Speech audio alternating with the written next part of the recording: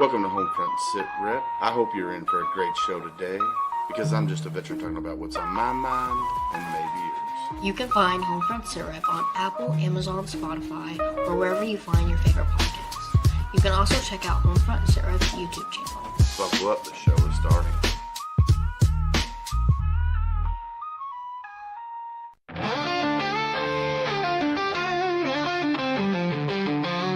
Out on the edge of the battle and back, we've carried the weight and we've walked every track. From desert dust to the fire at home, we've learned how to fight, how to stand alone. But no one tells you what comes after the war. When silence is louder than the guns we bore, that's where we speak, that's where we heal. Stories too real for Hollywood reels. Welcome to the front lines you don't always see. We're warriors to battle just differently. This is our check-in, our voice, our step. This is the HomeFront Sitrep podcast. For the fallen, the fighting, and those who came home. For the brothers and sisters who still feel alone. We're holding the line with truth and respect. This is the HomeFront Sitrep podcast. For the fallen, the fighting, and those who came home. For the brothers and sisters who still feel alone. We're holding the line with truth and respect. This is the HomeFront Sitrep podcast.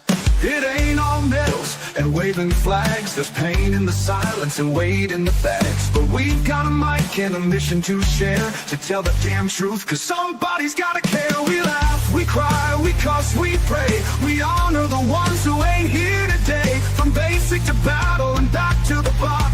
This is our rhythm of round table talk. Welcome to the front lines you don't always see. We're warriors to battle just differently. This is our check-in, our voice, our step. This is the HomeFront Sitrep podcast. Still heavy in dreams out of reach, for the lessons the textbooks could never teach. We're sounding off, no filter, no prep. This is the HomeFront Sitrep podcast.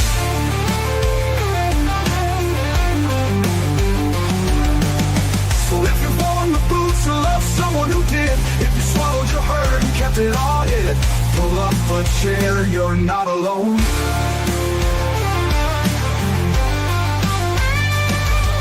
Welcome to the front lines you don't always see, where courage meets scars and raw honesty. This is our anthem, our truth intercept. This is the HomeFront Sitrep podcast. For the ones still standing and those we've lost yet, for every single story we'll never forget. We speak so others won't forget. This is the HomeFront Sitrep podcast. Real talk, real vets, real life. HomeFront Sitrep podcast, where the mission continues.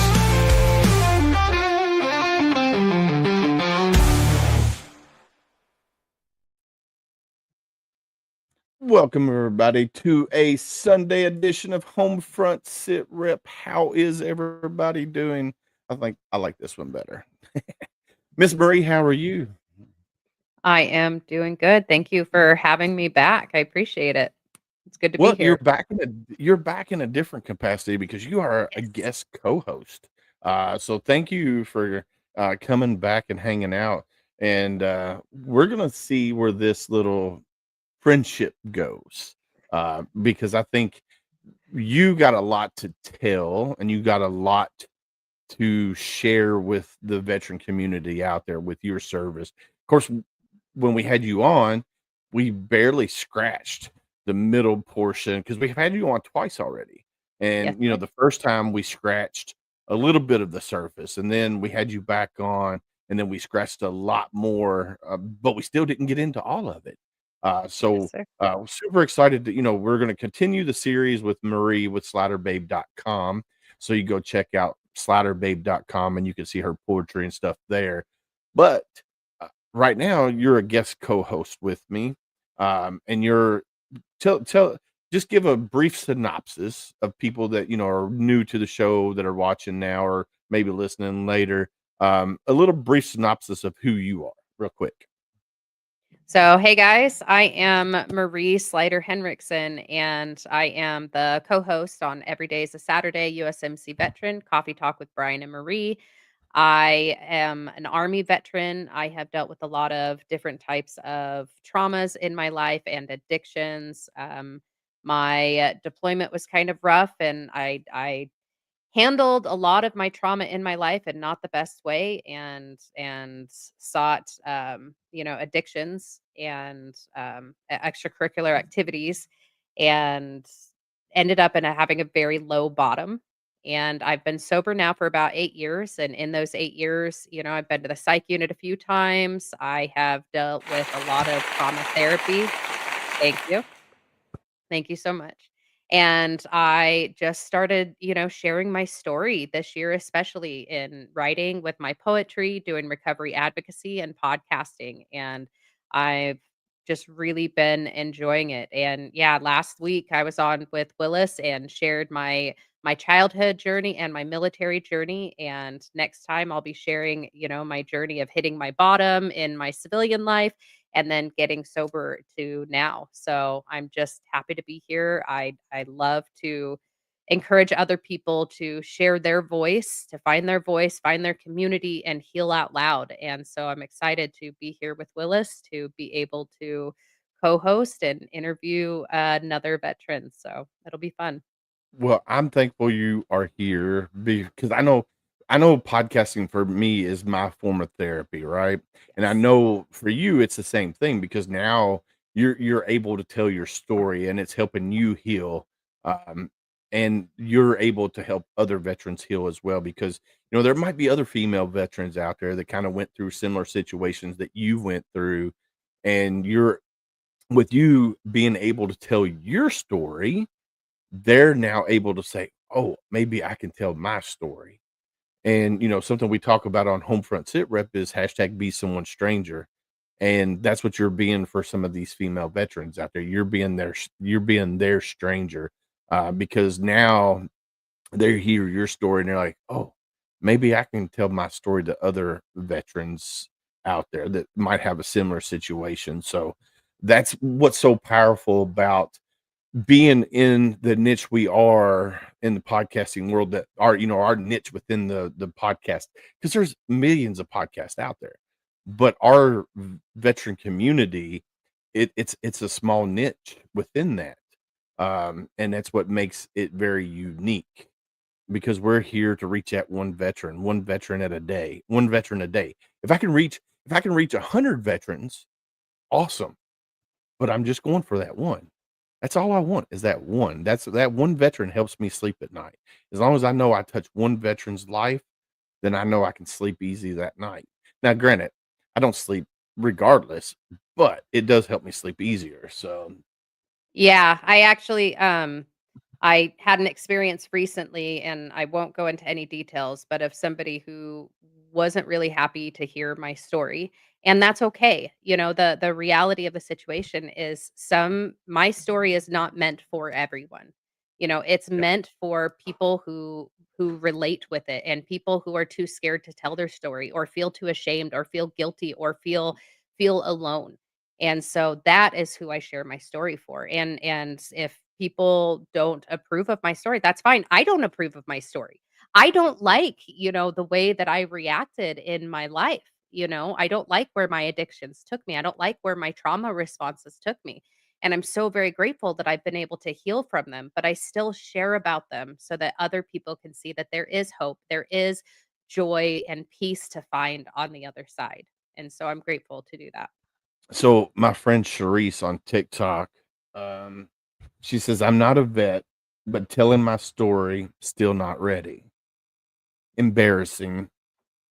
And then she said, "Think, uh, let's see, what does it say? Yeah, scroll back up here. Think have to forgive yourself." And then she says, "Appreciate your bravery to share your story. Um, and then your story is not for everyone, and you have the right to choose." So that's what she's saying on TikTok there. So I want to give her a big shout out. And Sharice, whenever you're ready to tell your story, I know you're not a veteran. You are I think her dad was in the military, or her grandpa, I can't remember. But you are a family member, you are a patriot. So whenever you're ready to tell your story, I will be more than glad and happy to have you on the show to tell your story, because I think And it'll be a powerful one. Well, and until you're ready, if you just need someone to talk to, that's one of the things that I do as well is recovery advocacy from trauma and addiction. So please feel free to reach out to me and we can talk, just me and you, until you're ready to share with other people. Yeah, I think the more you talk about it, the easier it gets to tell your story. I know for a long time I didn't want to tell my story. Um, and hell, my wife will tell you, um, we've been married 20, it'll be 20 years in a few days on the 18th. 20 years, been together 23 years. And she didn't really find out a lot of my story until I started this podcast. And I started opening up and telling my story a little bit more each time. And she's like, I didn't know that. I didn't know that. And that's the whole hashtag be someone stranger, because we're more apt as humans to talk to a complete stranger than the ones we love the most, because we have what I call that protector gene. We want to protect the ones that we love the most. So we don't want them to know the struggles that we went through, whether it was, my time in Haiti or your time in Iraq, Afghanistan. We don't want the ones that we love the most to feel that pain that we went through or that trauma that we went through. So we hide that and we push it down and we try to protect them. So that's why hashtag be someone stranger is so important. So, but that, let's transition. Ooh, there's a lot of static. What was that? Was that did you hear the static on your end, or It might have been my phone coming across oh, okay. the All right. Yeah. Cause it was the coming through and I was like, microphone. whoa. Yeah, So, sorry. That was probably me. no, you're good. So tonight we got a good guest on. So we got Mr. Frank McGaha. I think I said that right. Yeah, he gave me a thumbs up. All right. Um, U.S. Navy veteran, former federal law enforcement officer, and nationally recognized law enforcement instructor. Now, this guy has all kinds of accolades and stuff like that, but we're not going to get into that because that's not what it's about. We'll get into some of them, but that's not what it's about. Tonight is about his military service, his transition out of the military, him creating a company and being resilient, facing adversity and stuff throughout his journey, his post journey of military service, and what he's doing now. So I think, are we ready to bring him up? I'm Let's ready. do it. I'm excited to Let's hear him. let's bring him up. Let's see. I'm gonna put you over here. It won't let me. Let's do that, and then we'll bring him over here. Welcome to the show, sir. How are you? Good evening, everyone. How y'all doing?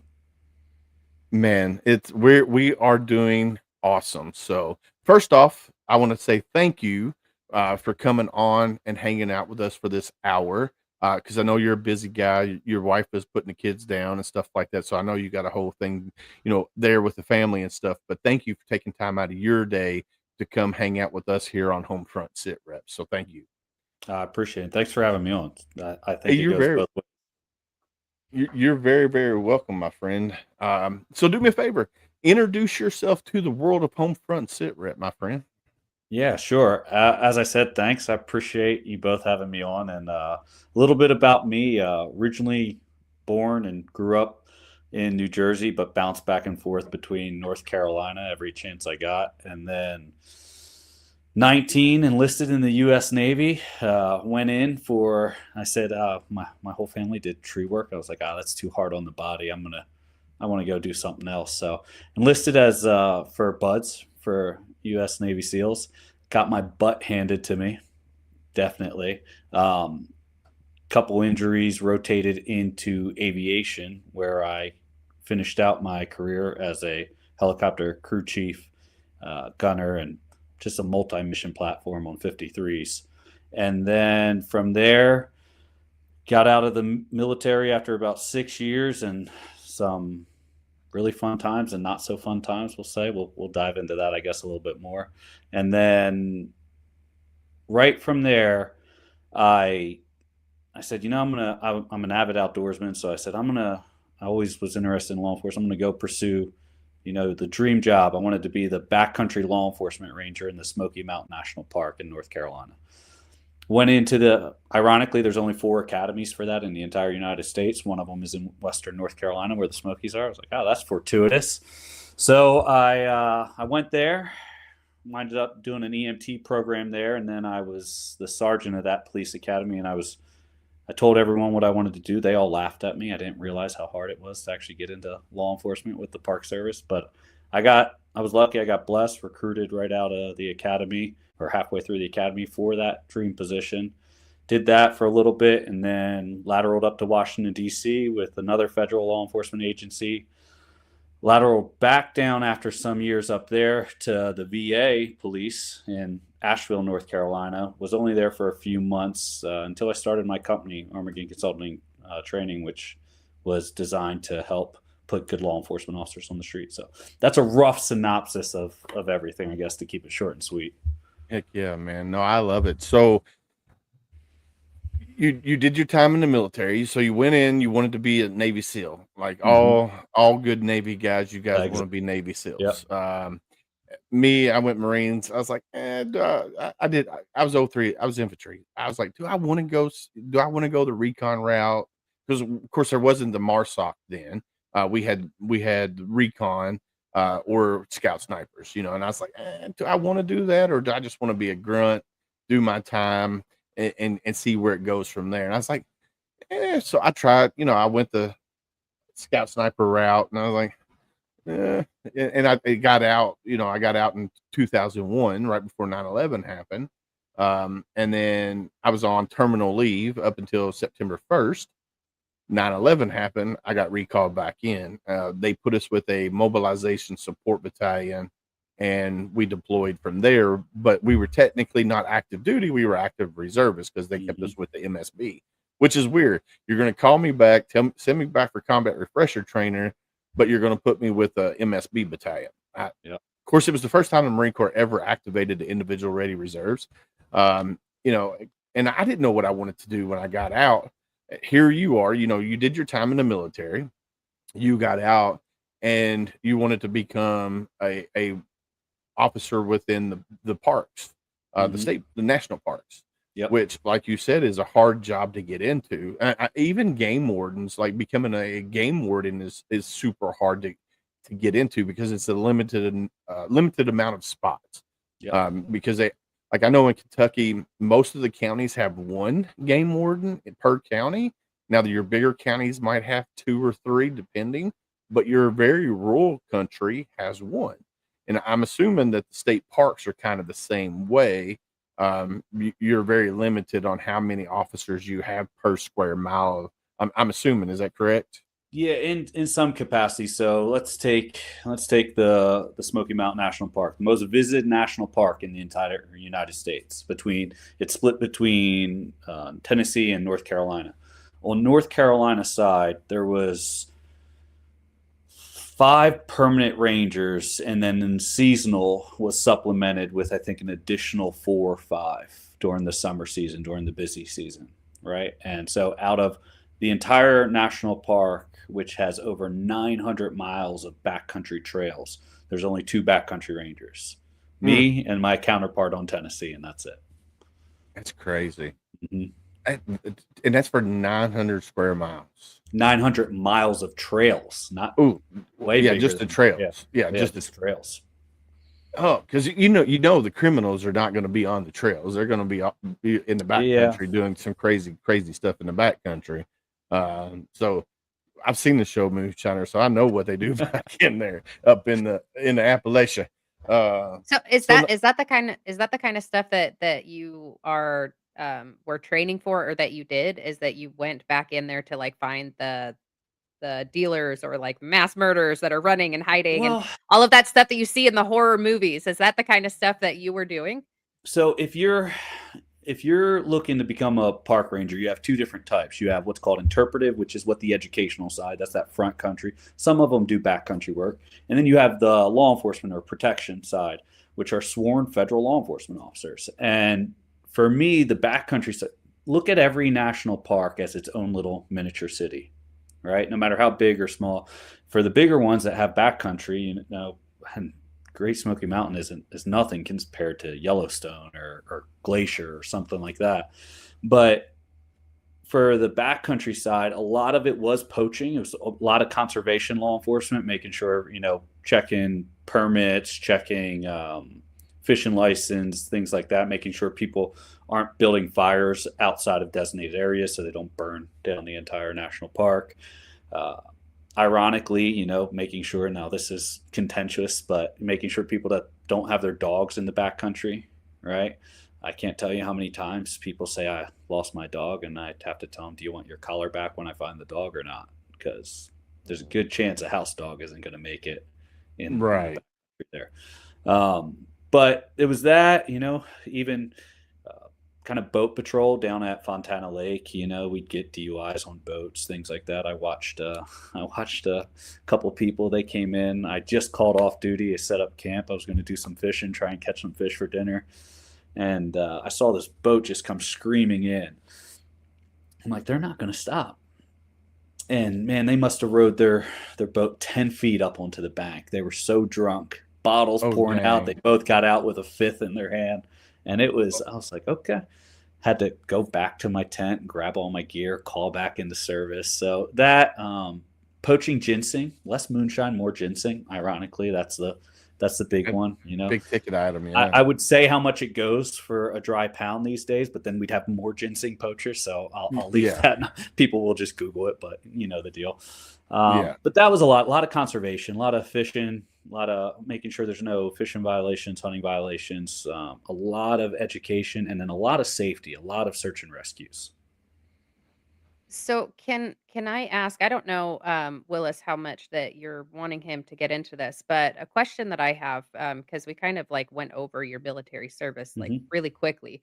Um, I wanted to touch base just because like my big thing is all about like mental health and healing, and like Mhm. I have physical disability as well, and so I kind of want to touch on what your experience was when when you got your whatever the injury was. I'd like to know what your injury was in Mhm. the SEALs, if you're okay with that. And then how the mental health aspects affected you when you went into aviation instead of this plan that you had. And also how during your military service you were able to heal from heal from the physical injury, but also the mental health aspect of not going for what you had originally chosen to. Yeah, and after hearing just the snapshot of your service and your stuff, I mean, it's an emotional kind of approach.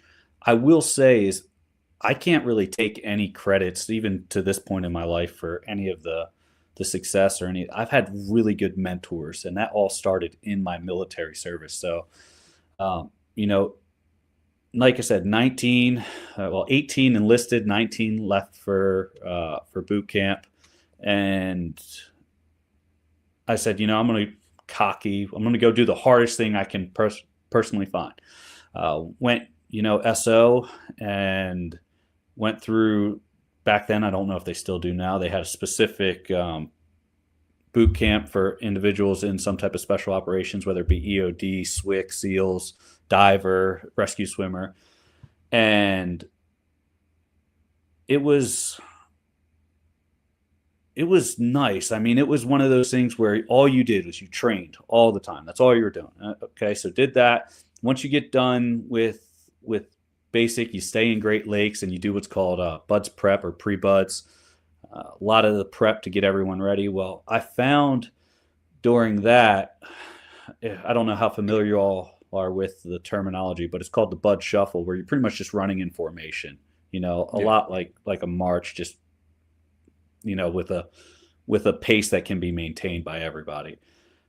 I started developing shin splints that led to stress fractures right then and there, and it was, you go through with everyone, you have your friends, you kind of do your trauma bonding even in basic and pre-buds, and I had my core group of guys, and I got stress fractures right around the middle to the end of I would say the end of pre-buds, and they put me on light duty. I mean, I fought them tooth and nail. They had to drag me to the med unit. Kind of much of what we were discussing earlier about, Yeah. the military, it's frowned upon to report injuries, right? Yeah. It's always frowned upon. Now, for any service member that's listening or prior service member, that can really bite you when you get out. I mean, Yep. from a a way to maintain your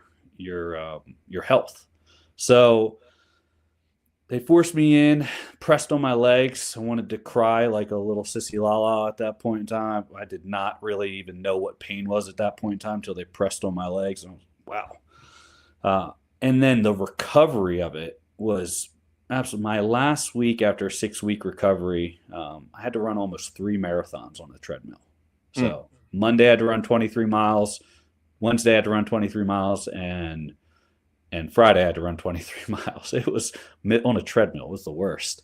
That's That was crazy. the exit exam just to get back into training. So I did that, winded up missing my class, rolled out with a different class, got out there, and I immediately started feeling them come back. Kept going.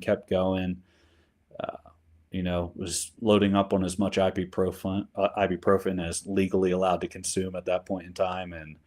And yeah, just, I was coming off an obstacle for the dirty name and came down, and I just felt both shins snap. Came back as kind of stress fractures leading to compression fractures.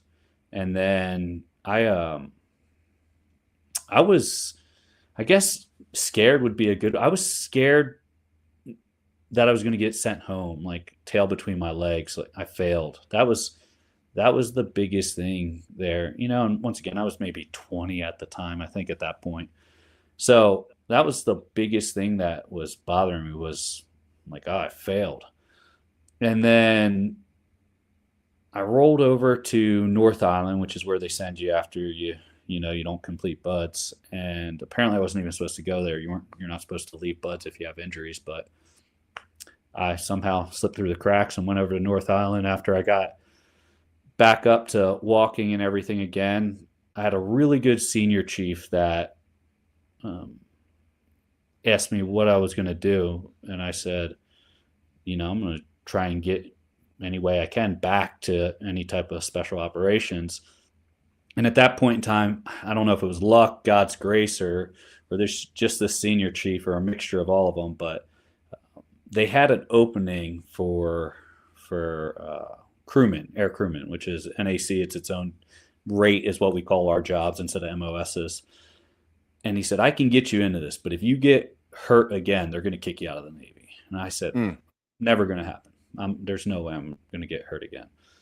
And so he got me into it. I rolled out to Pensacola, Florida, as air crew. And they said, there's this one rate called AWS, which stood for Aviation Warfare Specialist once upon a time, but now it's just kind of dry crewman. You have it's the counterpart to a rescue swimmer, so to say. So doing Awesome. more dry operations rather than, kind of wet rescue swimmer operations. But anyway, they had like one billet every other class. And they said, hey, if you get in on this, you can still, do NSW, which is Naval Special Warfare, still go out with teams on drops, things like that.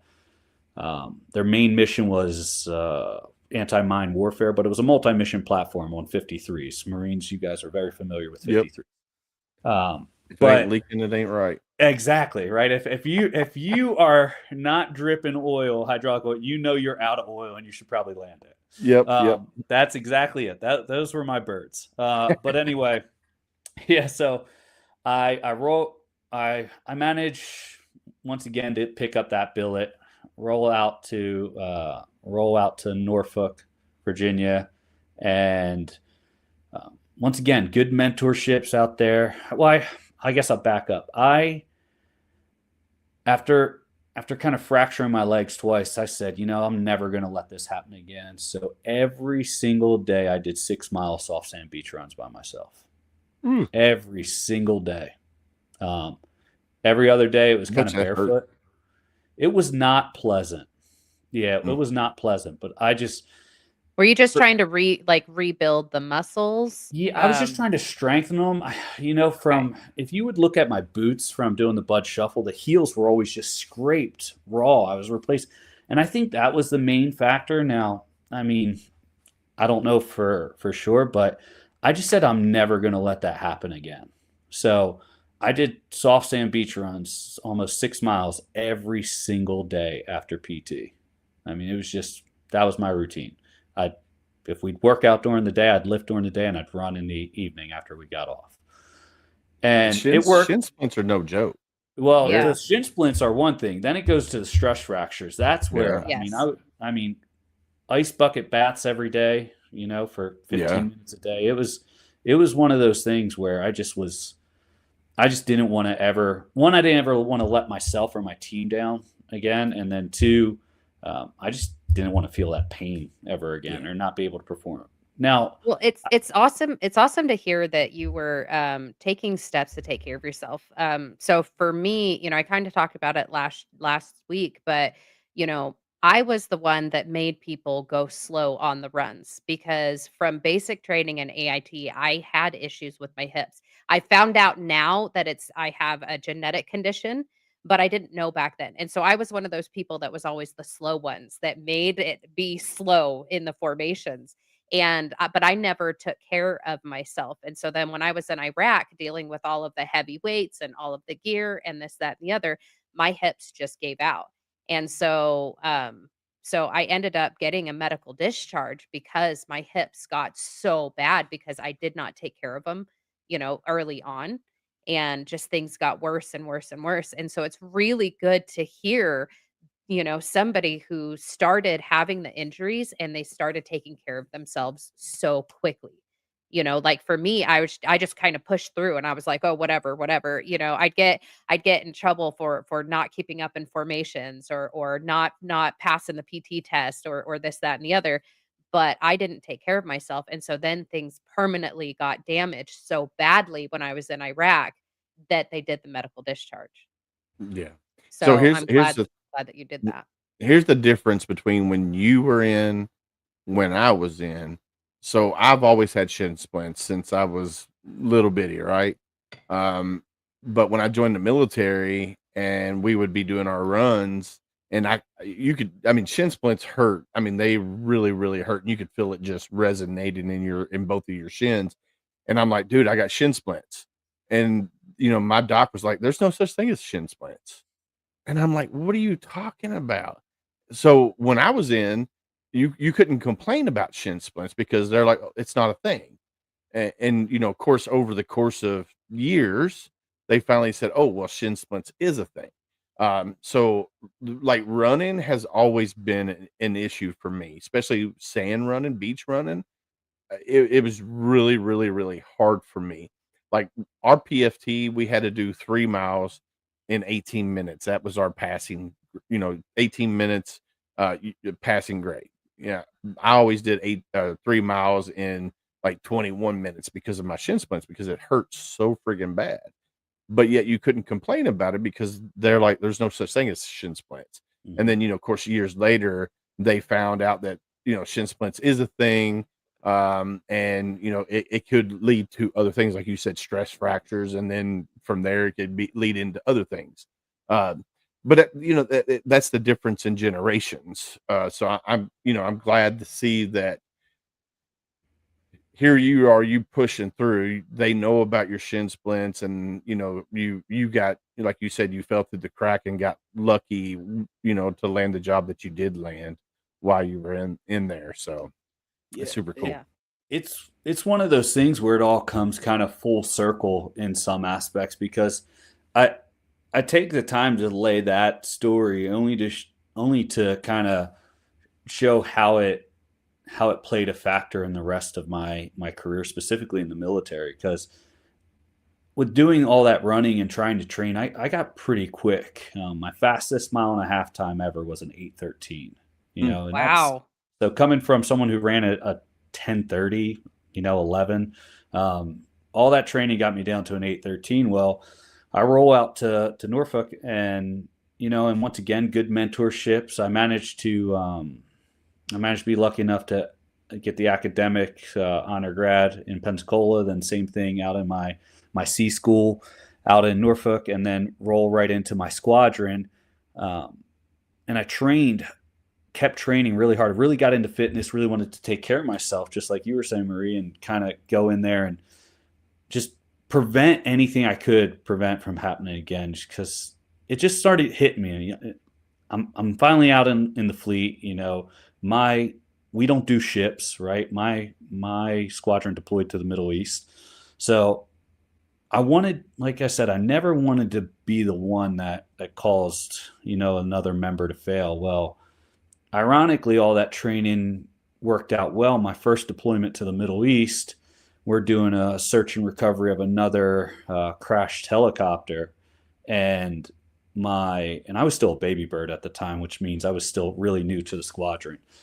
But I got selected to go on a fairly big mission, all because of my physical fitness. And I remember it to this day. My chief, Sully, who's like, "Hey, I'm bringing you because you're the fastest one on the ground. If something goes wrong, you're on the ground."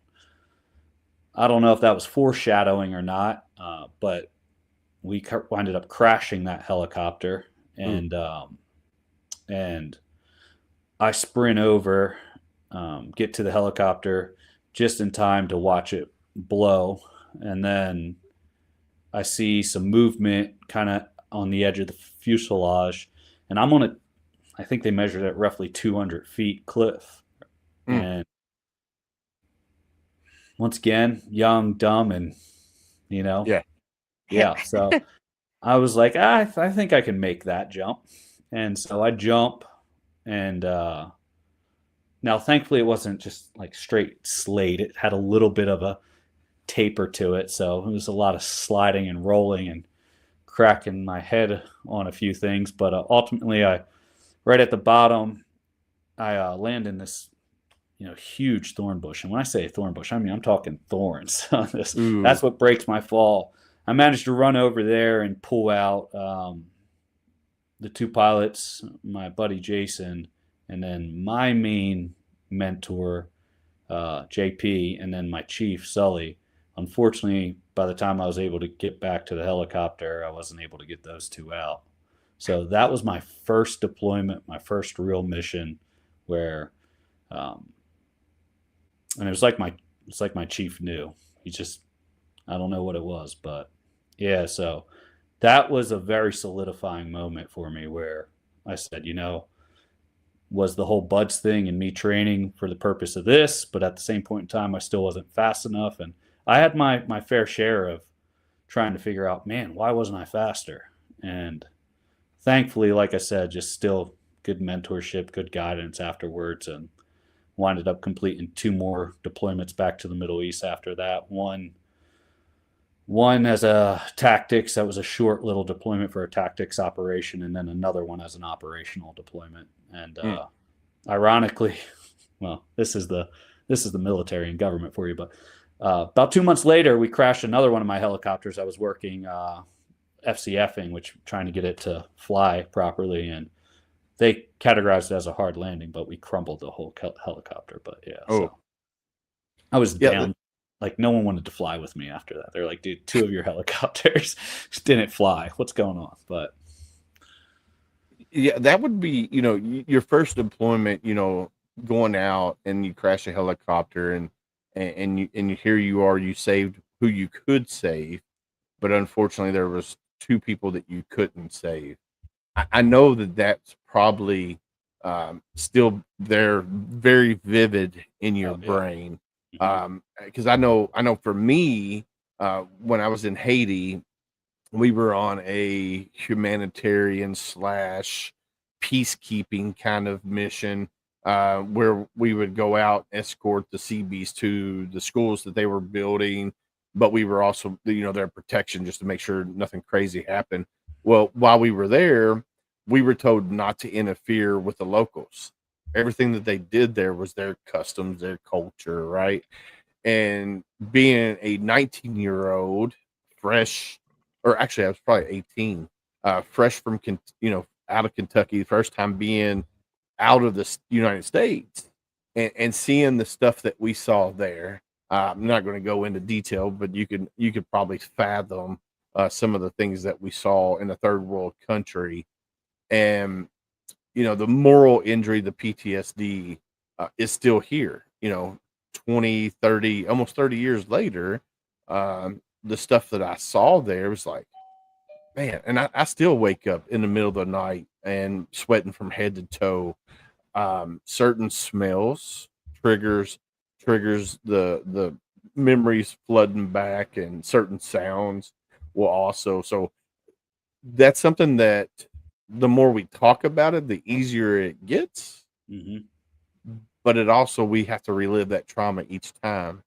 And that's, going to a therapist, especially within the VA system, you do that therapist shuffle. You might have this one therapist for a couple months, and then, oh, well, new therapist is coming in. You got to have this therapist. So that then you have to retell your whole story. Because, they won't share that information between the therapists there.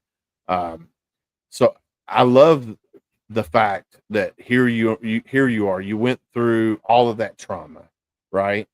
And you come out on the other end, and now you're looking at your future. And like you said, you had great mentors throughout your time in the military service.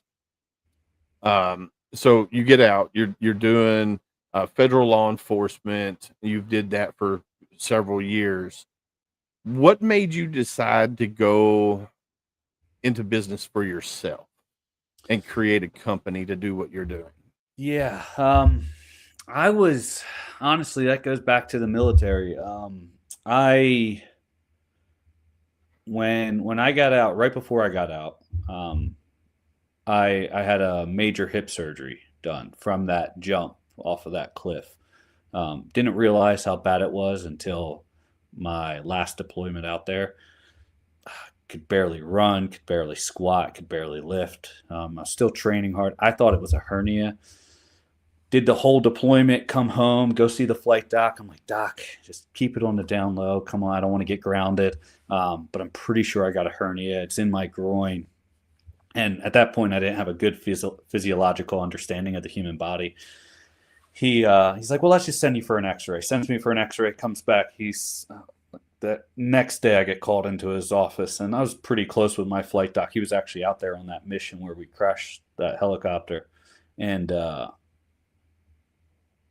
he was like, Frank, I need you in my office. And I'm, oh, okay. This is never good. Usually this could work over a phone call. So I go in there. He's like, hey, you're grounded. I'm like, hernia? Oh, yeah. He's like, absolutely not. He said, your ball joint in your hip is pretty much shredded, and it's scoring all your cartilage and tearing all your ligaments and everything like that. That's what happened to me. Yeah. Right. So I say, they're like, we can replace it. We can try something a little bit more experimental. I'm like, at this point, I think I was 24. I was like, you're not replacing my hip at 24. I'm just, no. So they went in there, they shaved the head of the femur down, drilled into the head of the femur to create some type of scar tissue to act as the cartilage, cleaned up, took out all the cartilage, cleaned it all up, trimmed up all the ligaments, right? So they wouldn't get impinged anymore. So that was one. And then a few years into law enforcement, maybe 4 or 5 years into law enforcement, shoulder was dislocating all the time from another situation. And I went into SEALs. I loved swimming, right? Couldn't swim anymore. Couldn't rotate my shoulder forward. It would dislocate. Ankle was hurting really bad. So I go to the VA and I say, hey, can you guys take a look at this stuff for me? They find some foreign object in the ankle, and they're like, hey, we got to get the shoulder done too. And I scheduled 2 major surgeries a week and a half apart from one another because I didn't want to take leave from work, or too much leave from work. So they did that, redid the ankle, redid the shoulder. And the biggest reason was I was starting to get concerned that, I got into a lot of foot pursuits, especially in DC. Wanted to get into it with a couple of different suspects. And I was starting to get nervous that a younger or stronger officer than me at that point in time um,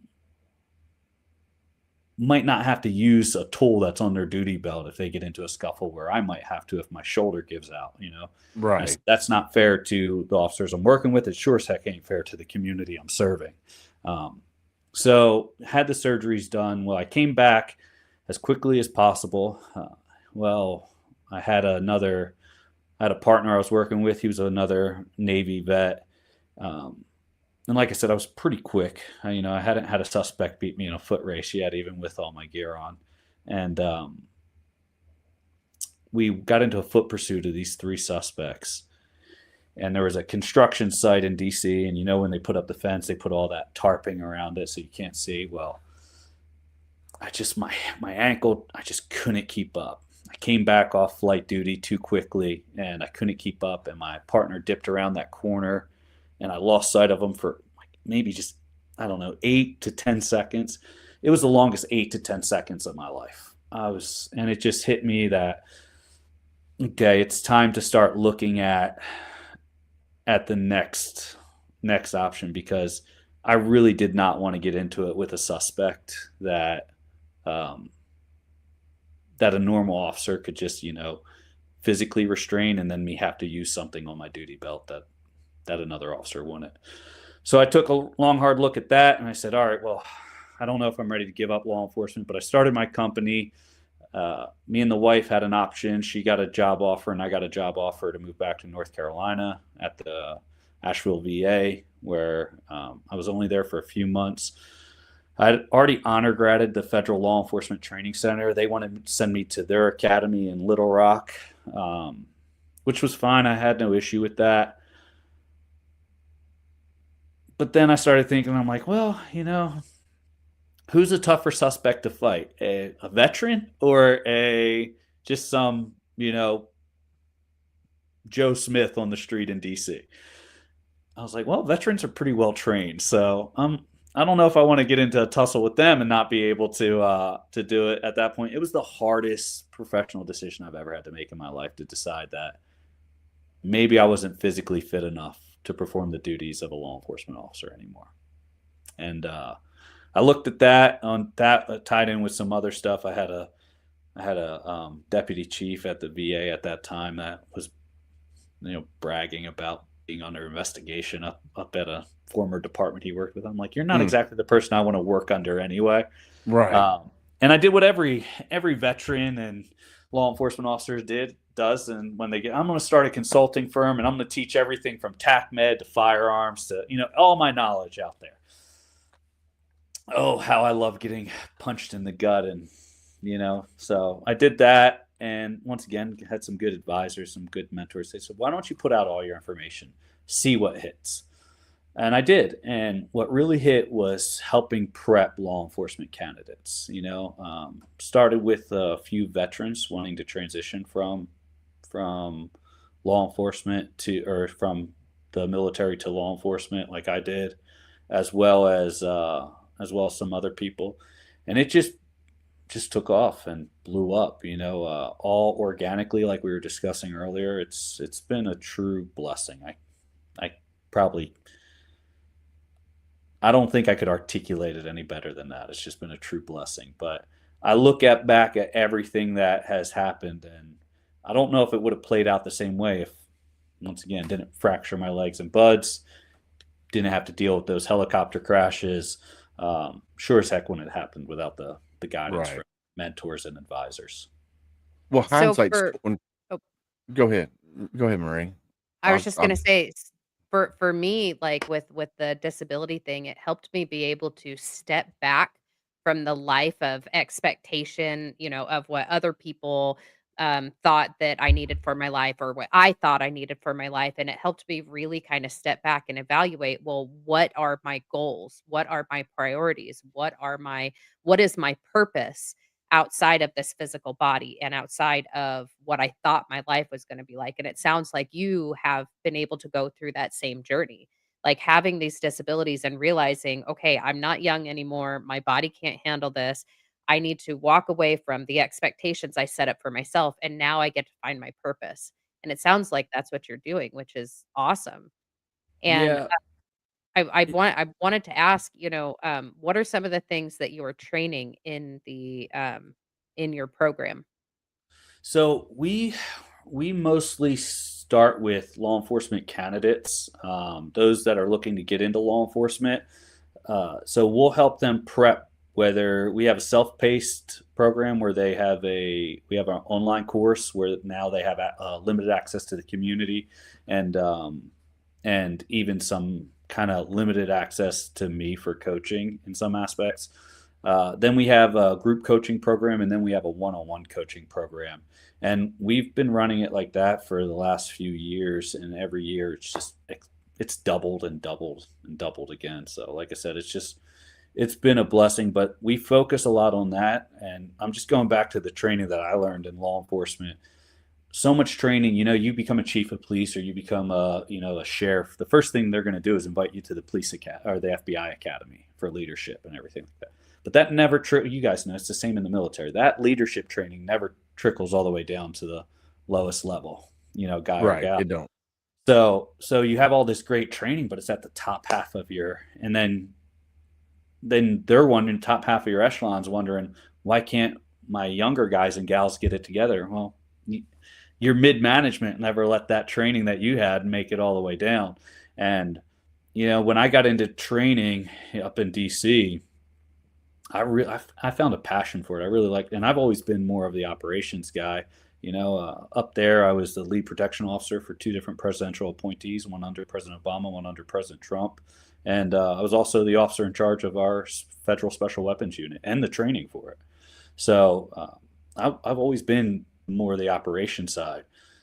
But when training, I don't know, like you said, Marie, I kept getting older, slower, and weaker, and they kept getting younger, stronger, and faster. And I was like, well, maybe my knowledge is something that's the next thing to spread. So that's awesome. what I did, and it's worked out really well. Well, it's that old adage, hindsight's 2020. So you are where you're supposed to be in life right now. Everything that's happened to you over the course of your life has put you in this place. And it led you to creating your company, and like you said, organically it took off really, really fast, and it was meant to be. It's kind of like, my plan was to do 20 years in the military. That was my plan. So I was going to do my time in the Marines, go from the Marines into the Army, like most Marines do, finish out my time there. But when I got out of the Marine Corps the second time, the Army said, "Oh, well, we can't let you join the Army because you had asthmatic symptoms as a child." And I'm throwing those in quotation marks because I don't think that's the reason why they wouldn't allow me to join, because when I got out, they passed the new tattoo laws. Like if you had tattoos below your elbows, they wasn't letting people re-enlist. And I had a big Grim Reaper here. And I'm like, all right, that's the reason why. But they said it was asthmatic symptoms. And the funny thing is the doctor who let me go in the Marine Corps at Louisville MEPS was the same doctor who denied me from going into the Army. I'm like, Doc, you let me join the Marine Corps. I got 2 honorable discharges, 6 years, and you're telling me I can't go in the Army? I don't have to go through boot camp. But yeah, they denied me. And I look, at first I was really, really, really peed off, right? I was really upset. But hindsight's 2020, because if I had joined the military if I had went back into the military, I wouldn't have the current wife I have. I wouldn't have the 2 beautiful daughters I have. I wouldn't be in the position that I am in, 20 years of doing nonprofit work. And then in 2020, I resigned from my last board and I started the podcast in 22, the end of 22, and released our first episode in 23. And, here we are now, getting ready to be 2026, coming up on 3 years. And we've met some great nonprofits out there. We've veteran authors like Betsy Ross and William Stevens, who's in chat right now. All these other veteran podcasters that we've met, and the things that we've accomplished. With the Mogadishu Mile, Kentucky event that we have, and everything else. It's hindsight 2020, and my daughters, both at one time said they had planned on going into the military. Granted, life changes. My oldest daughter is at EKU. That's why I'm representing EKU right now. She's in the law enforcement or criminal justice pathway at EKU. She wants to be an FBI agent. That's her ultimate end goal. And whether she goes in the military after college, that's up to her. But Rico Danielson, which I don't know if you know Rico, he's a former national security analyst. He owns his own company. He's like, have her reach out to me, and I'm like, all right, because he does digital forensics and cybersecurity, and she's kind of doing the cybersecurity thing too. So she's doing criminal justice as her one of her main majors, and she's also majoring in cybersecurity. See, that's a good thing. Sorry to interrupt, but that's a good thing for the FBI because they have their own hiring lane just for cybersecurity. Oh, nice. So, and I was like, and I when I saw her this weekend, because we went up for the football game, I was like, hey, this is who I got coming on my show. It might be somebody you might want to look into his company and see, if it's something that might be able to help you in the future. So she looked, she read your bio and stuff that Alvin sent. And she goes, hey, I'm going to check that out. And of course, she's out with her boyfriend right now, so she's not watching the show. But more likely she'll come back on and watch it later. But I'll send her, your website link, which is scrolling across the bottom of the screen. That's www.armoganct.com. So go check that website out. So yeah, man, I love everything that you're doing, and I can see you're very passionate about helping potential law enforcement candidates be the best that they can be to get through the hiring process. So I went through Louisville Metro, which is the big city where I'm at. I went through that process 6 times. Now, I passed everything. Every time I didn't fail until the last time. I got really upset the last time, and I'll explain. So went through the process the first time, passed the physical part, the oral part, got to the next step, passed it. My recruiter went on vacation, said, hey, I'm gonna pass you off to the next guy. They'll send you an email when you got to do the next part. Never got an email, phone call. Then I get a phone call from my recruiter, said, hey, why didn't you show up? I'm like, hey, I never got anything. He calls me back a day later. Oh yeah, you wasn't on the email. No shit, I told you I wasn't. That went on 4 times where he passed me off, and I never got the email because he passed me off. Well, the last time I went through the process, I had completed everything. Chiefs panel, like I passed everything, and didn't get selected. Well, the last time I went back, I just rushed through it because I was already fed up because here it is. I'm going through 6 times. I'm like, so I rushed through. I failed the written part by 1 point, and I was like, all right, I'm done. It wasn't meant to be. After 6 times, I was like, all right, it wasn't meant to be. But we also had a chief at the time that wanted to hire a more diverse people into the organization, and also wanted more females in LMPD. And I was like, all right, I'm too white for the organization. So I was like, all right, cool. Here I am. I got a degree in criminal justice. I did 6 years in the Marine Corps, and I can't get on the police department because I'm too white. So that's kind of where I left it at. It's a common fallacy. One of my harder candidates to get hired are military, our prior military. I work really hard to get prior military hired. And nowadays, since 2020, it's been a major shift. The psych, it's usually the last step now, or second to last. That has become the number 1 disqualifier. And they're roughest on 2 categories of individuals, 21 to 26-year-olds, right? They're looking for maturity from them, and military. Yeah. And here's the funny part. A psychologist is a mental health specialist. If you look at mental health, just like you would physical health, working out helps improve your physical health. So you would think seeking counseling and seeking, ability to increase your mental toughness and your mental health would be good.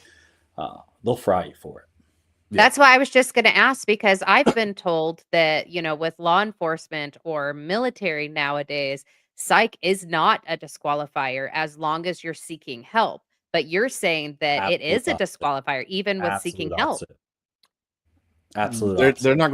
they're not going to tell you that it's a disqualifier. I would be Because- willing to even make a statement publicly right now live that we probably have more data on law enforcement hiring between North America, Canada, and the US than even the FBI does, with how many people we deal with and how Dang. many people we see go through it. I've had a psychologist fail a candidate because when they asked her, how do you deal with trauma? She says, oh, I have a really good support system. I have my family. I have my church. The psychologist said, well, I'm an atheist, and I think your Christianity would be a detriment to law enforcement. That's one. Oh. Are you I'm not- serious? By the way, this was before she worked with us. She came back. She failed another psych because she was rattled by the first one. So she 2 failed psychs under her belt. Came back, sat down, took a call with me. I'm like, yeah. Coached her, passed the psych with the same original female psychologist. 8 That's months later, crazy. not even a year later when you're supposed to be eligible. 8 months later, psychologist said, oh, you're a whole new person. She came back to me in tears, said, Frank, I'm more rooted in my faith now than I ever was. I just didn't give that psychologist an in to talk about it. Yeah, Yeah, that's the whole less is don't more. cast your pearls, don't cast your pearls before swine type thing. So Yeah. that was Yeah. that. I had a really well done E8 getting out of the military. Super good, solid career, right? E8.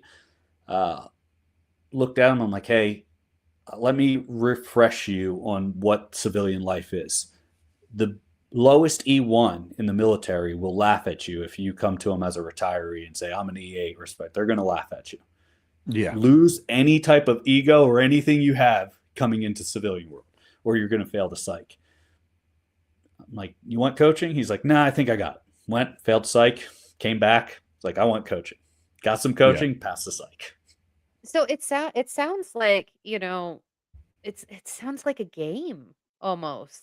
It's not Like that necessarily a game. that you have to limit yourself. You can't, I don't know. Well- To me, that just sounds like heartbreaking that you can't be who you are. Well, it's not that. Here's the problem that a lot of people run into. They think because they jump, in my humble opinion, I don't think there's a harder job to get into than law enforcement in the United States and even Canada. We've helped a few candidates in South Africa, Australia, England, but the main thing here in North America or the U.S. is you're still asking for employment, so you still have to be a top contender, right? So Yep. a lot of people think I passed my written exam, I passed my physical exam, I passed my board interview, I passed my chief's interview, I passed my background packet, then I passed my background packet review, then I passed my polygraph, then I passed my medical, then I passed my psych. Oh, and by the way, if they had a civilian review board, I passed my civilian review board, and I still wasn't hired because I was non-selected, like you were saying, Willis. That's called a non-select, rather a DQ. A DQ means you didn't pass something, a disqualification, right? Disqualified. Yeah. Right. But a non-select, you could go through 6 months of hiring, 8 months of hiring, Customs and Border Protection, a year or two of hiring. Yeah. And still be told no, even after you passed everything, because at the end of the day, it's still employment. They're still looking for, if I have 400 applicants and I wind it down to 35 and all 35 pass the hiring, but I only have 20 billets for the academy, I got to cut 15. Yeah. And And so those they just 15 have to, sometimes they just have to find reasons to cut. Yeah, and like one of the things is if you go into it and you think, hey, I'm gonna just all I need to do is just pass my written exam or just pass my physical, that'll get you moved to the next stage. But when you're competing for the final billet, Yeah. is that what's going to get you? Or I passed my oral board. You passed your oral board, but did you rank at the top? Yeah. So it's not necessarily a game, but there is a system to it. Yeah. But- And, so this and that's something that I had to learn when I was going through. Of course, the chief even had come out and said, hey, this is who we're looking to hire. And I still went through the process. And like I said, I passed everything. Medical, polygraph, psych, I passed it all. Now the first few times it was because I had to wait to the next class because, they forgot to send the email.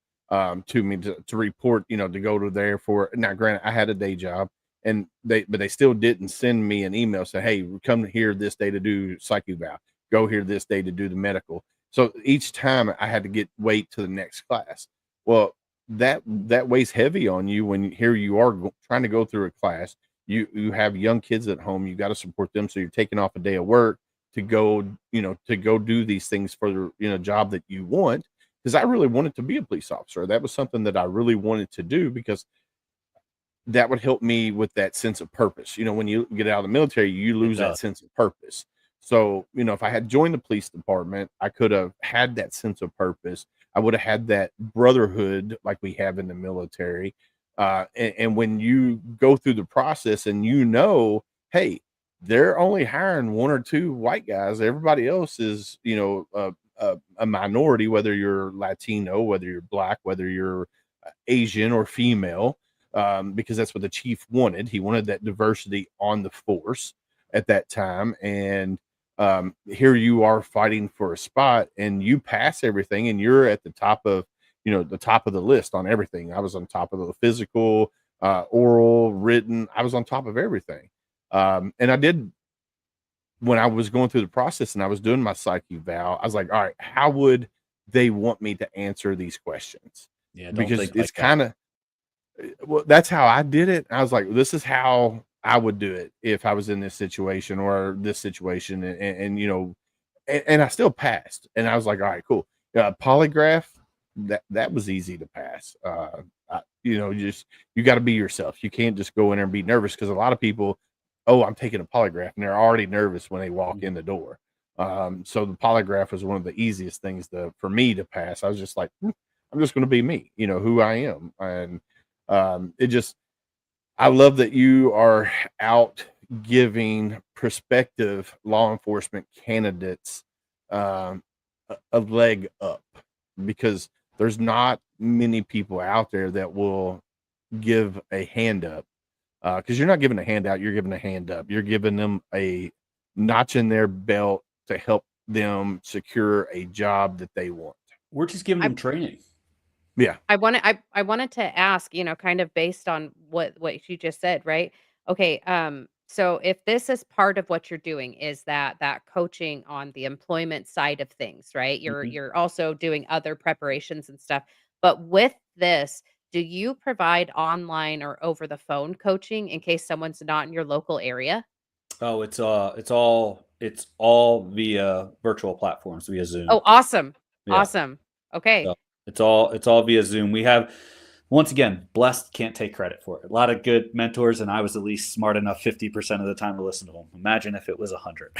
But no, the whole system is very much automated. We put out roughly, not counting repurposed content, we put out 9 pieces of free training content a week on social platforms. Nice. So Okay. Takes up a lot of time, but it's worth it.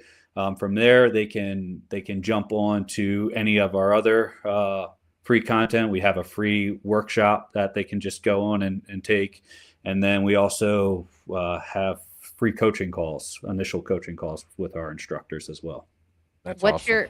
what's your handle, just so that people can jump on it? They can go to your website, obviously, but what's so Facebook handle? most of it, or... You're asking the wrong guy on this. I get the Okay. accent, but I'm pretty sure it's Armogan Training on almost everything, whether that be TikTok, YouTube, Instagram, Facebook, I think. But yeah, that's pretty much. So yeah, for here I got TikTok. It's at Armogan Training. YouTube at Armogan Training. That's the only two that they put on for social in the email. So if you're on TikTok, go follow Armogan Training. Same thing with YouTube. Go search Armogan Training there on YouTube as well. And I'm sure if you go to Google and you type in Armogan Training, you can it pops right up. Find it there. And same thing with Facebook. It's Armogan Training as well, because I would put Armogan Consulting and it didn't pop up, and I was like, all right, Armogan, and then it came up Armogan Training, and I looked at it and I was like, oh, that's it right there. So yeah, definitely go follow on all social medias. Go to the website. bookmark it, especially if you're thinking about getting into federal law enforcement, whether you're parks, game warden. I know Or Sharice, she's trying state, to, local, it doesn't matter. right. We'll assist with all of it. But the big thing was like I was saying previously was um, the military is what led me to this. A lot of it was the same thing you mentioned, Willis, was having that purpose after I got out of the service because civilian life was a gut punch. Yes, it definitely is. It definitely is. Well, we are about out of time, so I do want to thank you again for taking time out of your day and come and hang out with us here on Homefront Sitrep. It was an honor to meet you, and I definitely want to keep in contact. For one, just in case my daughter needs some help with her law enforcement career, because I want to make sure she makes the best decisions for herself, so she's does good in the future. But if she needs some help coaching wise, I could say, hey, I got this guy named Frank. He can help coach you to get the job that you want, your dream job. So Yeah, man, it's send been a her over. pleasure, We'll and take care of her. awesome. And I want to say thank you to Mr. Alvin Woods, Chief Executive Officer, the media model, for reaching out to me and say, hey, I got this guy. So Alvin, if you're watching, listening, thank you. Thank you again for hooking me and Frank up, because couldn't come at a better time, honestly. So Well, let me take uh, a minute to say I really thank you guys, and I really appreciate this and what you all are doing for veterans. It means a lot coming from me, so I appreciate it. Thank you, man, Frank. we thank you very much. I'm gonna drop you down. If you got to go, that's fine. If you want to hang out, then we'll chit chat at the end. Sounds good. Yep. Thank you, Frank, for sharing your story. How cool was that, That was awesome. That was so man? fun. It's funny that the good Lord works the way that the good Lord works. Like I said, my daughter, she's in her freshman year at EKU. She's in the criminal justice pathway. Of course, she did the pathway in high school. She got a lot of credits before she went to EKU, and now she's in EKU. So she's a freshman, but technically she's a sophomore, if that makes sense, because of the credits that she did have. And she was going in computer science, so criminal justice computer science. Well, she never did anything computer science wise growing up. So, and that's very intense coding, right? And she made the decision to drop her computer science and go into cybersecurity, which is still in the same realm as computer science, just not as much coding involved. So she's doing she's doing really well. Like, she's straight A's on her policing and all of that. She really loves it. So when Alvin reached out to me just recently, I was like, man, it's perfect timing. It's something that I'm interested in, because I want to make sure that she's set up for her future. And I've listed all these options for her to help make her successful. Because I've learned from the mistakes that I made along my path, and I was hoping to give her a leg up. And this is kind of meeting Frank and what he's doing with Armogan Consulting and Training LLC. It's another tool in Dad's tool belt that I can help her in the future. So yeah, it's super Yeah, cool. it's So awesome. Well, and not just in the future, like starting now, she can go online and watch some of the free videos and get yeah, involved. Like, that's yeah. amazing. That definitely is a God moment for you. And I'm Yeah, excited about for that. sure. So I'm And I'm super excited to lead her in that path. Now, like the old adage, I can lead her to water. I can't make her drink. So yeah, we'll see it's what true. happens. It's true. So, but And no, it's I, just I want to. wonderful. It's wonderful to just hear another veteran and how, dealing with injury and unmet expectations and still moving forward and Yeah, finding purpose and then using his voice to help the next generation. Like, that's exactly what we're doing on your show and on my show, is just showing people that there is life outside of trauma, yeah, physical or emotional. So I'm glad that we got to interview him. yeah. I'm super excited, and it's one of those things that if we allow our traumas to define us, we could never move forward. So you can't let you can't let your traumas affect this. Because if you let the traumas affect this, then you will be stuck in the same rut over and over, and you'll be in that hole that you've dug yourself over and over and over until you let somebody help you. There's a Marine. I don't know his name. I know his TikTok handle. Um, Somebody reached out to me and said, "Hey, I got this Marine that is having a hard way." And when I reached out to him last night, and he was talking about suck starting his Glock. Here I am freaking out because I know he's in Danville, Kentucky, but I don't know who he is. I can't tell you his name. I can't tell you his location. And I'm freaking out because, I'm trying to talk to him and via DM, and he goes, "Oh, I'm good, brother. I'm out here with the coyotes and in the woods." He said, I got my Glock and his 5.5." So, here I am. I'm worried shitless. I'm like, how do I help this Marine that I followed him. I knew who he was, like, via TikTok, and he followed me. I followed him, but we never interacted. But yet he's still my brother, because he is a Marine, and I'm trying to, help him. And this morning when I woke up, there was messages from this morning that, he's good, but he's not good. And I'm still trying to get him help, but he's a Marine. He's stubborn. He don't want the help. So, but I'm trying to still talk to him, and the other person is still trying to talk to him and say, "Hey, there are people out here that's willing to help you." So, we'll see what happens, and hopefully I'll be able to meet this guy face to face, give him a hug, and say, "Hey, brother, you are Not not alone. alone." So good transition there. Yeah, And this right here, man. You want to read it? You got sure. a better reading voice than me. Thanks. To every veteran who carries unseen scars, know this: you are not alone. The battles within don't have to be fought in silence because your brothers and sisters still stand beside you. Here, this is the second part of it. The uniform may come off, but the bond remains. And together we heal, we rise, and we carry each other forward. Mm. It's so powerful right there. It's Just beautiful. that statement right there. The uniform may come off, but the bond remains.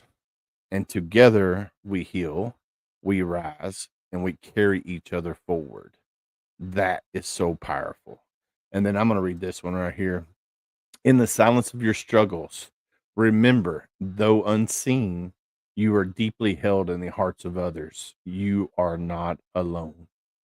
So, no matter your darkest days, don't let your dark days win. Don't let the struggles that we face define you, because somebody wants you to be here tomorrow because they love you. So, don't let your dark days win. Hashtag be someone stranger. We've touched on this already on the show, but we talk about it on every episode of HomeFront Sitrep. Hashtag be someone stranger. We as humans, we're more apt to talk to a complete stranger than the ones we love the most. So if you're out and about and you see somebody that looks like they're having a bad day, go up to them and say, "Hey, how you doing?" And if they give you the red flags, "I'm okay. I'm hanging in there. I'm living a dream." Ask the next hard question. How are you really doing? But be ready for that conversation. It could be a 5-minute conversation, could be an 8-hour conversation. You have to be ready for that conversation. And then you want to take this, Marie? It takes a village. I mean, that's completely the truth. Like for me, I have multiple support groups. I've got my church support group, I've got my recovery support group, I've got my veteran support group, and now I've got my podcaster support group. Like I would not be here today if I didn't have the villages behind me. But I had to reach out. I had to find the villages because they don't always come and find you. You have to reach out to them because they're not going to take away your on autonomy. You have to heal the way you need to, but there is huge villages behind you that will have your back the minute you reach out. And anytime you Yeah. walk away, it doesn't matter. We will open you back with open arms. So find your village, find your community. That's what I say is find your community. We can do Yeah. this together. Yeah. Find your tribe, find your community. Um, and like Gunny says, open up your phone, go to your contacts, close your eyes, scroll through, hit and just tap your finger on it. Whoever it lands on, call that person and say, "Hey, how you doing?" And check in on that person. If they don't answer, leave a message, call back, and do it again. And do that until you do get somebody on the other end, because you never know. The person on the other end might need to hear your voice, and you might just save their life. You never know. Then again, it could be them saving your life. So if you're out there and you're struggling, do cell phone roulette. That's what Gunny calls it, cell phone roulette. Just scroll through your contacts. First one it lands on, boom, you give them a call and chit chat. You might not have talked to them in 20 years, but reach out to them. So it definitely takes a village. Big shout out to our partners, Heroes Media Group, Adam Bird at heroesmediagroup.com. Go check out heroesmediagroup.com. Adam is phenomenal. I love everything that he's building, everything that he's doing with Heroes Media Group. Also, Reach Across America Radio, which the link is scrolling across the bottom of the screen. That's www.reachacrossamerica.org/radio. Jeff Pierce and his team, they are phenomenal. You can go every night of the week to reachacrossamericaradio.org/radio, and you could hear all these different veteran podcasters, all of them. There's a whole plethora of them, 24 hours a day, 7 days a week. So go check out reachacrossamerica.org/radio. And then Military United podcast streams Elite Engraving, which I don't have my hat down here tonight. Elite Engraving is a small veteran-owned company here in Campbellsburg, Kentucky. So up towards Frankfort area. They're a small wife and husband combo. They're both veterans. They do shirts, hats, engraving on cups, and all, anything. They kind of do a little bit of everything. So go check out Elite Engraving. Same flag, same oath.com. Small t-shirt company out in Katy, Texas. So go check out same flag, same oath.com. We have a co-branded shirt with them. Uncle Sam's wearing it. It says Marine It Down, which is a wordplay on Keep It Simple, Stupid, which is what we do in the Marines because we like to keep things simple. So Marine It Down. So go check out same flag, same oath.com. Also, go check out sliderbabe.com, Marie's website. Go check out sliderbabe.com. You can see her poetry, her photography, everything that she does is on her website. If you want to be on her show with Brian and her on Coffee Talk with Brian and Marie, you can also schedule it there. And then go check out HomeFrontSitrep.com. You can see all these veteran nonprofits, these veteran business owners, veteran comedians, authors. They're all listed on there. I do need to update it, which I'm coming into my slow period at work where I'll be sitting in the office a lot more because when it's cold, I can't play in the dirt.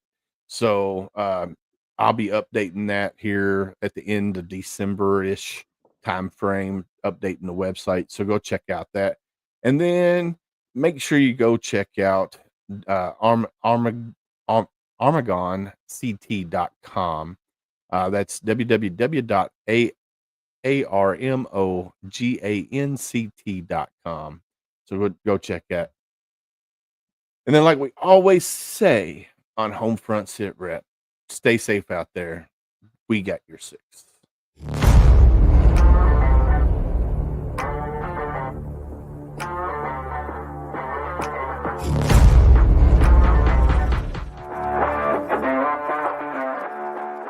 Thanks for listening. Hope you enjoyed this show. Suggestions and comments are always welcome. Cannot wait to have another great show with y'all. Don't forget you can find HomeFront Sitrep on Apple, Amazon, Spotify, or wherever you get your favorite podcasts. Stay safe out there. I got your 6.